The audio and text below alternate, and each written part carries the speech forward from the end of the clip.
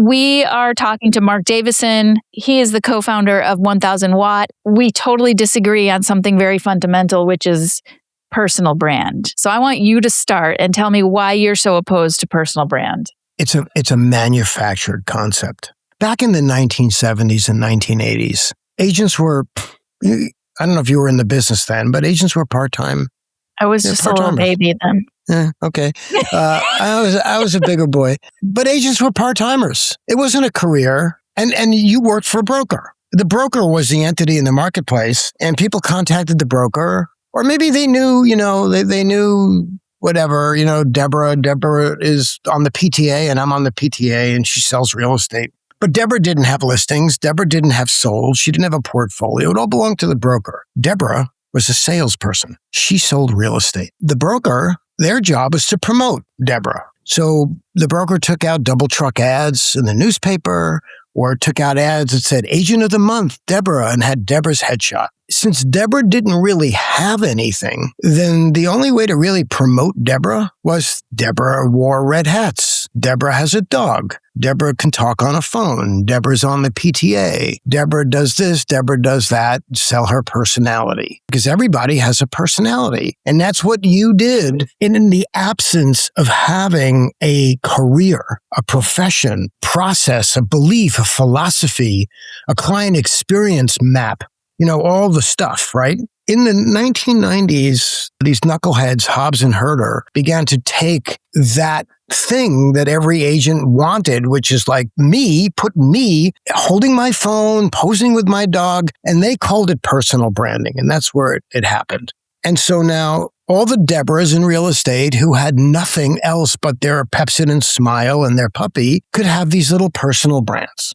Today, every realtor and every realtor I know have a book of business. They're running a business. They have an enterprise. They have listings. They have clients. They have reviews. They have everything that you can possibly ever want to build a brand and to stay stuck in the, look, this is me on my phone, personal brand stuff, building it around your person. You're sitting on a explosive vault of good stuff that you can build a brand on. You don't need to build it around yourself. Build it around all the things that you created and make it a brand. When you build it around yourself, then it's all about you. And that would be like Volvo building a brand around its founder. The whole reason to create a brand is because nobody likes anybody else's business. I love Apple. I have 16 different Apple products right on my desk here. I don't like the Apple Corp. I don't like their business practices. I don't like how they charge. I don't like anything about Apple business, but I love the brand. So what is that? It's a facade. It's a halo. It's a projection. It's a thing that businesses put over itself to distract people from focusing on the business. Because nobody likes anybody's business.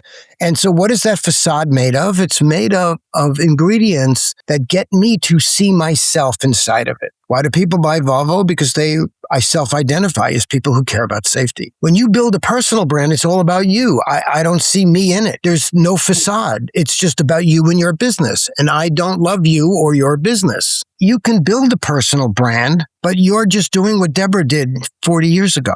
You're leaving all the other good stuff that could become part of the story that would take it outside of you as the person. Your perspective, I think, is very purist. And I appreciate that. And I actually wrote down a quote from one of your blog articles that I think goes along with what you're saying. You said, authenticity has become styled and manufactured through fabricated personas and influencer-style content created to win business from people making one of the largest financial decisions of their lives. I think what I hear you saying is authenticity is you standing with your phone, is you with your dog, right? It's this whole persona of Deborah.